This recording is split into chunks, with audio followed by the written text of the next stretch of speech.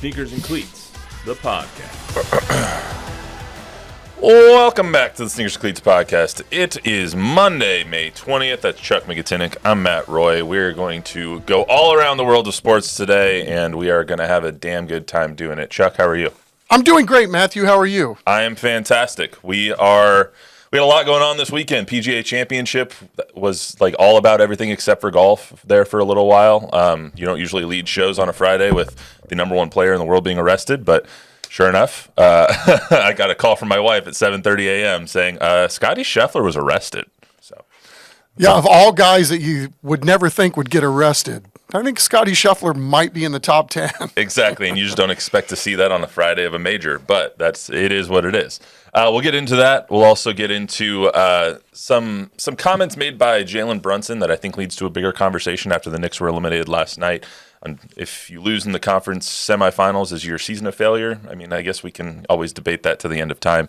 And then the last thing I wanted to get into is something interesting that happened out of Indiana, a judge classifying a taco as a sandwich. And so we will debate on that as Luis sits over here all angry, because that's exactly what I thought was going to happen. But anyway, first and foremost, we're going to get to our number game. 102 is our episode number, so we're going to do number 2. Kawhi Leonard is definitely one of them, but Derek Jeter is number 2.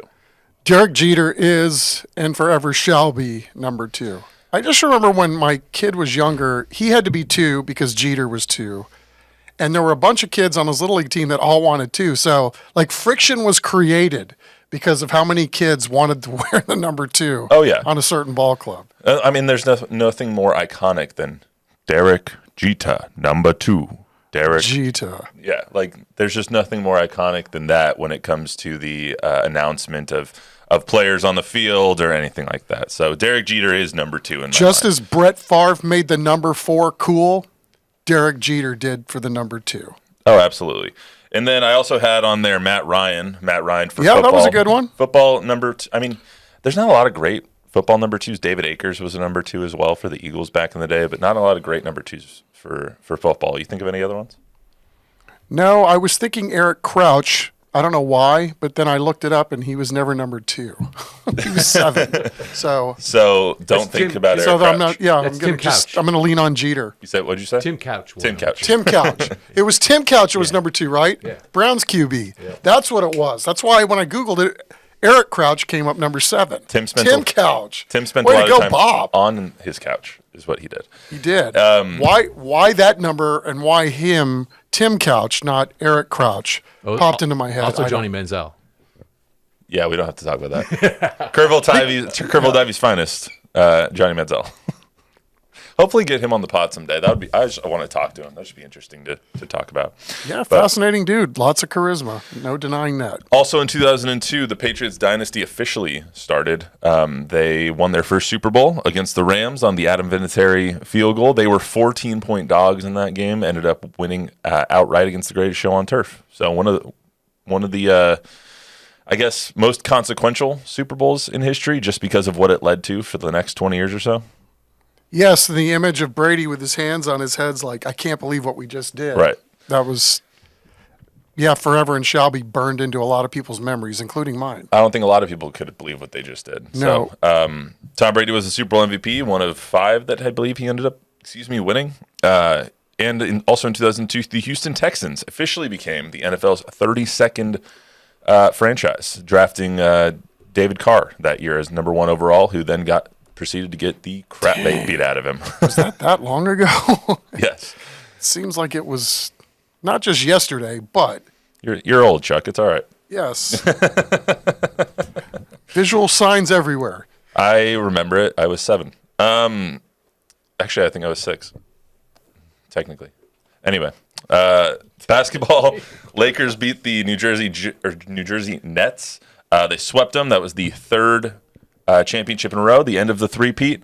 Javier is ecstatic over here, Mr. LA himself over here. Capped off the three-peat. They went for 4 the next year and got beat by the... Yeah, thank you. I was going to say that they either got beat by Detroit or I keep thinking the Spurs won that next year, but they didn't. But anyway. It was the year after that. Correct. Yeah. I always think the Spurs were 2003, but it was 2004. The Spurs were 2003. The Spurs won it in 2003. Right. 2005, 2007. Right. We were doing every other year for a while there. It was kind of cool. Just like the Giants. Just like the Giants. I say we. They were doing it. No, yes. We as a city were partying every other year. And then in baseball, the Angels defeated the Giants. That was the last time that the Angels were good. The Angels haven't. Yeah, that was an epic World Series. That was literally the only time the Angels have been good in my entire lifetime is that year. Because I don't think. I mean, even with Trout, they've only been to one playoff series, and they got swept by the Red Sox. And I think it was like 2013, something like that. And then golf, Tiger Woods won the Masters again and the U.S. Open again in 2002. But that leads into. It was a very weird weekend at the PGA Championship. So weird weekend for golf in general. Yeah, usually, like I do Max Sports on Fridays, and I can't remember ever starting with golf, except if like Jimmy Walker wins the PGA. Then of course we'll start with golf. But I was like, the number one golfer in the world got arrested 12 hours ago. We have to start with this. Especially he's a Longhorn and all that stuff. It was just so weird. First of all, congratulations to Xander Schauffele. He put together a fantastic tournament. And he deserves it. He's been knocking on the door for a long, long, long time. So, first of all, I have to give him his flowers. He won this tournament. He went out and got it. So. Yeah, and he's been hot all year, too. I mean, I was amazed. I think that was 9 of 10 or 12 starts where he's finished in the top 10. So, he's been knocking on the door a lot. I was shocked that was his first major yesterday. Really? Yeah. I just assumed he'd bagged one along the way he's played. I mean, it seems like his name's always up there somewhere. He and Ricky Fowler are the two that are like the greatest players to not win majors. Now, he is obviously not on that list anymore. But it was nice to see him finally pull one out, but I kind of feel bad for him because the weekend was so far not about him. He was the best player all weekend. He shot a 9 under 62 on day one, held the lead pretty much the entire weekend, won it on the 72nd hole on a birdie. And we're not talking about Xander Schauffele. We're talking about Friday morning, the number one player in the world being arrested. If you missed it this weekend, I don't know where you were. Well, I got to be honest. I actually did miss that on Friday because I was out in the yard. Things needed to get done from almost sun up to sundown. So I didn't look at my phone except to check emails during the course of the day. So I somehow missed it. But on Saturday, when I was reading the cut-ups on what was going on at the PGA, they had mentioned Scheffler and then he'd been arrested. I'm like, what? Well, wait, why is this not at the top of the list? And then so I just assumed that it happened initially on Saturday. And then it was just odd trying to back time the story. And then why isn't this like major headlines even on a Saturday? Why isn't there more to the story? And then you find out that there's no body cam video. Footage, I mean, come on. Yeah, the same. What planet are we living on? I mean, so again, it's just odd in a lot of ways, right? But I was one of those people that had no idea, and then you hear on top of it loss of life. Yeah. And again, it just seemed like the whole I don't know how do you report or play at an event that's a major when all these things are going on, and then stick to the script of who's playing well and who's not. Right. If you missed it, I'll summarize this as simply and quickly as possible. There was an accident of a pedestrian got hit by a bus outside of Valhalla. They died. They were working at Valhalla, which was the site of the major. They ended up dying. This was an hour before Scottie Scheffler arrived on scene. So the traffic outside of the event was nuts. And so no one knew where to go. Everyone was churning in the wrong direction. So Scottie shows up.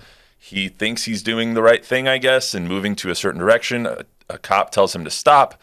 He ends up keeping on going. Somehow the cop gets dragged down by the car, gets a cut on his wrist, abrasions and bruising on his wrist and on his pants. He tore his pants up pretty good.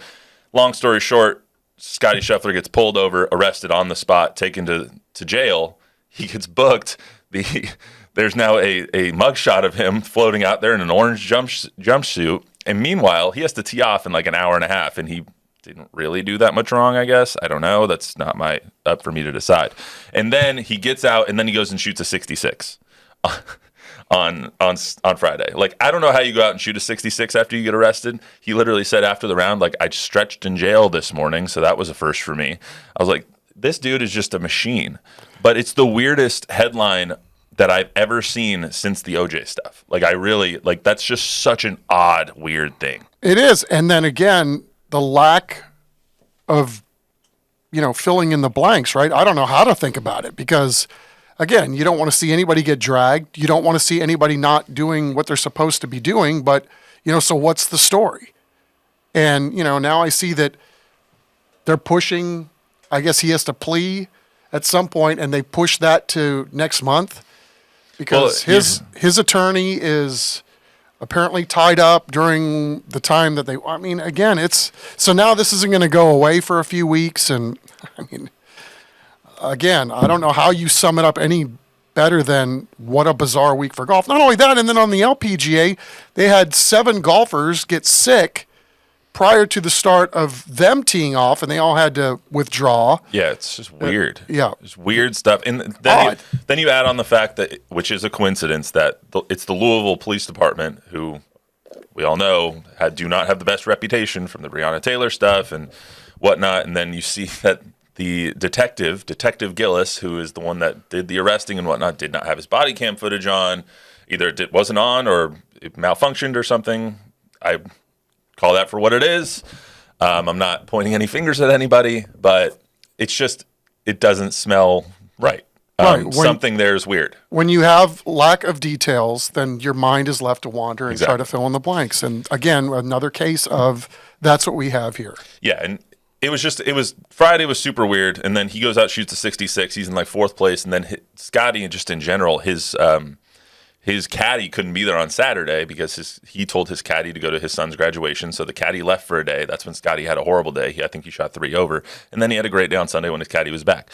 But anyway, when you look at that, on top of the Bryson DeChambeau stuff, which I think is infinitely more interesting as a golf fan, a couple years ago, Liv fractured the sport. Like, Liv took the world of golf and just flipped it on its head. Absolutely. They took Bryson, they took Brooks, they took Phil Mickelson, you took all these big names. Now you have John Rahm over there.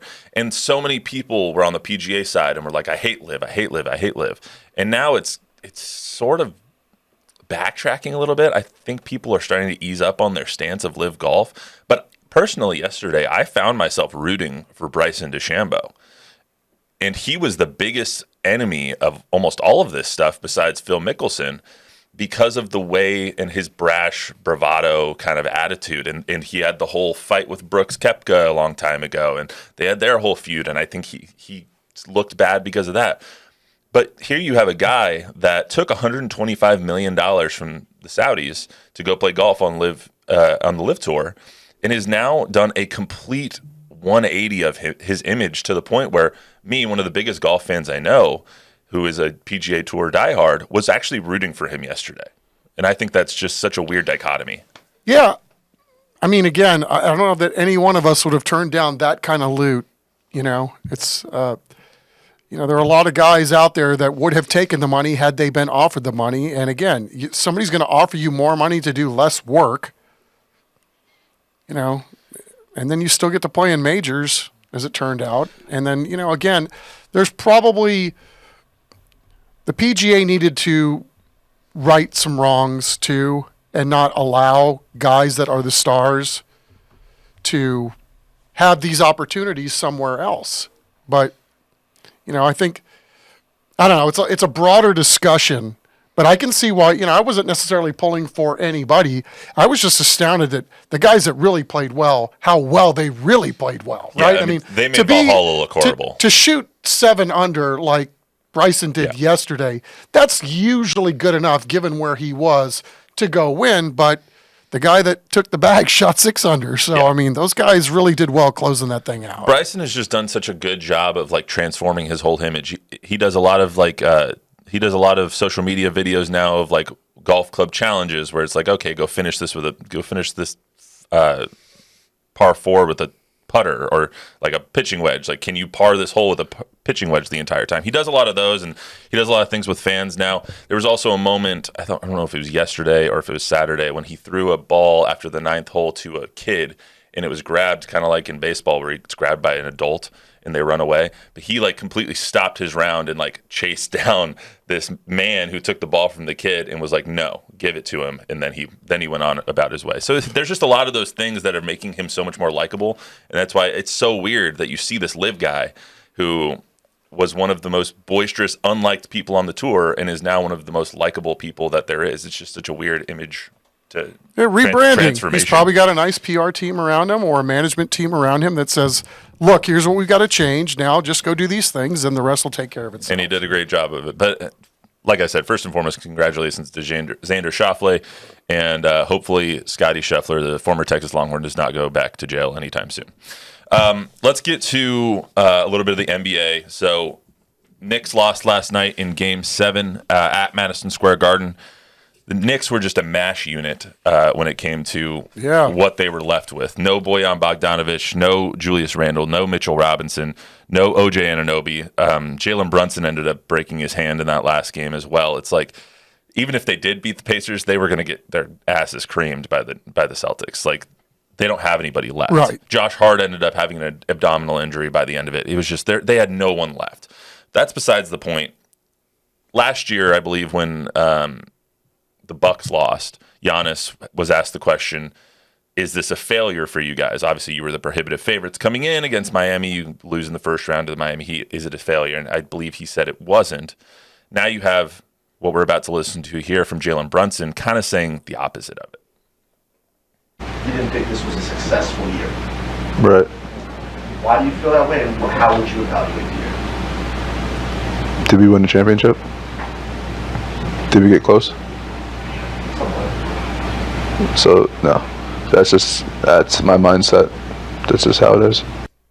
So if your team doesn't win the championship, is your season a failure? It depends. I mean, I think if you listen to Jalen Brunson, then, to me, that's believable. I mean, at some point, the goals, you should think for anybody that really likes what they do, it takes pride in what they do, is to win a championship. So, maybe the things didn't work out the way they needed to in order for the Knicks to get over the hump. But, I guess it just depends. Is Minnesota's season going to be a failure if they don't win a championship? I don't think so. I mean, but I would look at it two different ways. I mean, that's a young team that's making a move, right? They're getting closer, but I guess it just depends on who you ask or, how you look at the situation given, what team is doing what. Is expectation relative, or is result relative to what the expectations were at the beginning? Like for the Spurs, would you say that this season was a failure?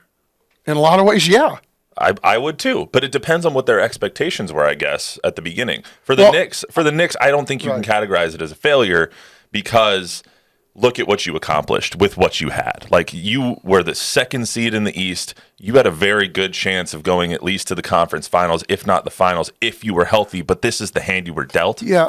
I mean, what I hearken back to, and, to kind of answer your question, maybe sort of answer your question, is the year after the Spurs won in 99, in 2000, they were in Phoenix, and they were just like that Knicks team. They were banged up, and they were getting more banged up as that series went. And I almost had a little tear in my eye at one point during that because I could see the fight, and I remember Antonio Daniels going to the basket and getting undercut and just literally putting his heart and soul on the line for a banged up team. And you could see that it just wasn't going to happen because they were like a mash unit as well. And so I'm sure there were a lot of people based on what the Spurs had done the year before looked at the 2000 team as, well, that was a failure. Well, they were so banged up, they get bounced in the first round. But the effort was there. So, I mean, in a lot of, and the fight and, again, putting one's own best interests aside, even though this is going nowhere. I mean, I don't know how most people looked at the 2000 Spurs season, but I looked at that as, man, I mean, they did all they could, and it just didn't work out. I look at the Knicks a lot of times just like I look at the Cowboys, where they're so popular in the normal talk, and they get talked about on ESPN and Bleacher Report and wherever else you get your news and your sports news. They get talked about here a little bit. They get talked about everywhere, just like the Cowboys, that the expectation is heaped upon them so much to where if they don't meet and exceed the expectations like tremendously, then they're seen as of as a failure. But I think this group of Knicks, you have a superstar that emerged as a superstar this year in Jalen Brunson, former Dallas Maverick, who I will never understand how they let him get out of their building, but that's totally besides the point. You have a guy who is now a superstar, and you're going to come in with a superstar next year. You have the core of a group that might be able to win a championship with you. You were dealt a crap hand this year. I don't love the arguments about Tom Thibodeau and all of his hard coaching, and that's how all of them got hurt and all that stuff. Like, I don't think that's why Josh Hart took an elbow to the ribs.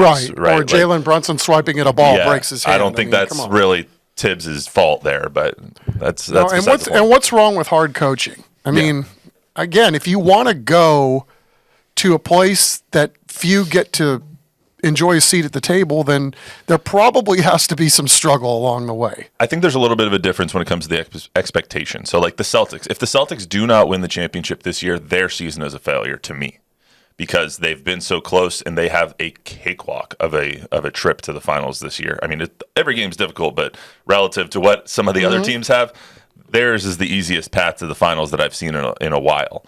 And if they don't win, I would consider it a failure. But as far as the Knicks go, like their season was so far and away above expectation that I don't understand it. And that's coming from someone who like believes the Ricky Bobby line, if you ain't first, you're last. Like when I got nominated for an Emmy last year, I didn't win. I don't even want to talk about the nomination because I didn't win.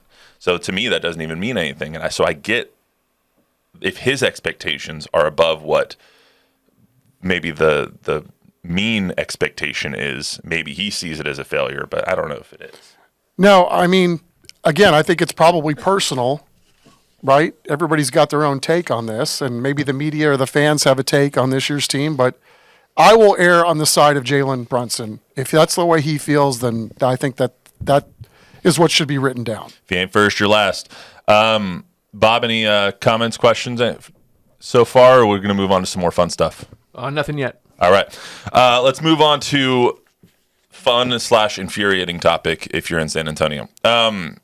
Last week in Fort Wayne, Indiana, a judge ruled that tacos are Mexican-style sandwiches. So this all stems from a case where a guy was trying to put a taco shop in the strip mall, but the strip mall had a rule, a zoning thing in their county that you can't have anything besides like a cold cut or a sandwich shop in your strip mall. I don't know.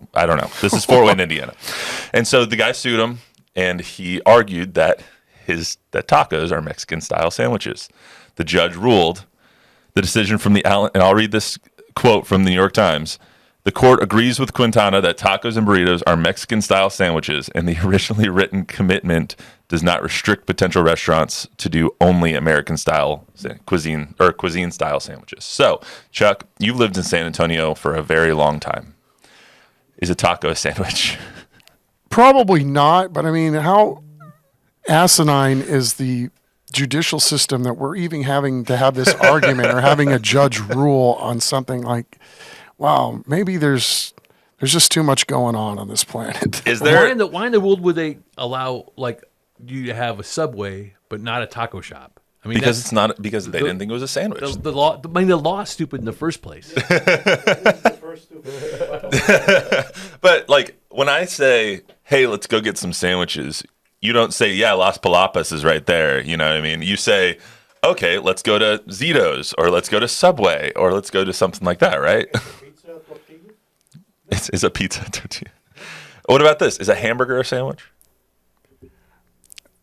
I guess, yeah, technically. Is it though? Yeah, I mean, it's got two pieces of bread and some meat in the middle. Okay, what is it? But that's the thing. What's a sandwich? Because like, if a taco's a sandwich, then it doesn't need two pieces of bread. I don't know. I feel really unprepared to answer this question because I didn't know that this was coming. You go to and Zito's so I haven't every pondered. other day. Oh no, I know. So I know what that sandwich looks like, but I just don't know that I'm fully prepared to answer on this topic because all I see is you got to be kidding me. We had to go to court over this. I mean, because of course we did.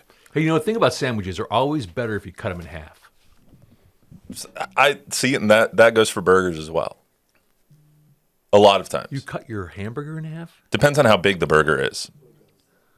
If it's like a big ass juicy burger with like bacon and stuff piled on top, and I can't get it in my mouth, then yeah, I'm gonna cut it in half real quick. Seems reasonable. I think that's fair. I'm never gonna cut a hot dog in half. What if it's all? What if it's an 8-footer? big? I mean, No. yeah, like they got at the ballpark nowadays, as if you need an 8-foot hot dog. I think we're riding the edge of uncomfortable here. I'm just trying to shut What's up. the definition of sandwich? I see you haven't looked. I actually looked it up. An item of food consisting of 2 pieces of bread with meat, cheese, or other filling between them, eaten as a light meal. So hot dog does not fit that. Okay, so if you have a flour tortilla and you put all the stuff in it and you have it, shaped like a U, is now your pizza considered a taco if you eat your pizza and you shape it like a U because you don't want the grease coming down your shirt? What about like So are you technically eating now a pizza taco? What about a calzone? Calzone has a lot of bread with meat in the middle. Yes, Is that a sandwich? but it's more like a hot pocket. Well, a Mexican Hot pocket. a Mexican sandwich is a torta. Like that's what a Mexican sandwich is. It's not a burrito. But a burrito is only a wrap. Well, okay. It's not? It's Mexican style. Okay, Luis, do you want to come up here? Get a mic. We made it up. But anyway, I saw that headline and I was like, this is the dumbest thing ever because it goes back to, is a hot dog a sandwich? Is a hamburger a sandwich? It's like, no, a sandwich, and I decree it. A sandwich is like a Subway or a Zito's or like a Philly cheesesteak sandwich is a sandwich. A club, a Cuban, a Reuben, any of these are sandwiches. A hamburger is a hamburger. Tacos are tacos. They are their own thing. I really don't believe that the judge thinks that a taco is a sandwich. I think the judge was just thought this rule is stupid, and so I'm just going to rule this. I'm with Bob and they on can this open one. Their shop Yeah. right here. I think this judge should be jailed for this. I think the judge needs to go back to school or something and figure out what a How about the fucking entire sandwich is. Fort Wayne judicial system comes under the focus of why do we have laws in place that they had in place? By the way, is Fort Wayne really a fort? I don't think so. So maybe we're talking about a mythical Yeah, what do you place. think? What do you think a taco tastes like in Fort Wayne? I mean, I don't even Yeah, wanna Probably not. I don't good. know. Some of Why- the best meals I've had, like you don't ever think you're gonna get them in the place that you're at, or sometimes you never know. You can't know going in. Small digression before we get out of here. So Jordan is from Kansas City. My wife's from Kansas City, for those who don't know.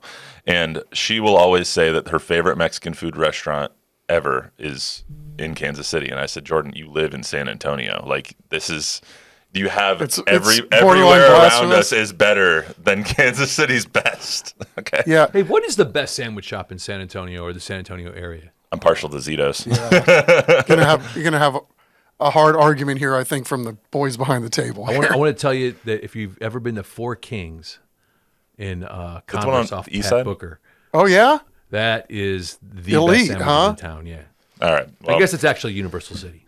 I think that the Okay. best sandwich shop in town has to be Taqueria Arandas and their tacos, okay? Don't you have a sound effect for that? yeah. I actually don't. I wish I did. I have this. I gotta put more on Technically, here. still is. Yeah, Yes. see? Yeah, wow. The days All are right. flying by. Before we waste any more of anyone else's time, if you don't think it's a sandwich, a taco is a sandwich, or a burrito is a sandwich, please mention us in the comments. And because I would love to, if you can argue that a taco is a sandwich, judge, if you're out there and you're listening, please let us know why you ruled this way, or send me the brief and I'll read it because I really want to know why this was ruled a certain way. Anyway, that's the The scales of justice scales of have justice spoken. weighed by one burrito at a Yes. time. That's all we got for you on this edition of the Sneakers and Cleats podcast. Remember to download, rate, review, subscribe, give us a 5-star rating, tell a friend, tell an enemy. Please don't tune out because with this conversation. We will see you right back here on Just watch Thursday. the first 10 minutes. Until then, everyone have a good week. I'm getting you more water. No, I like.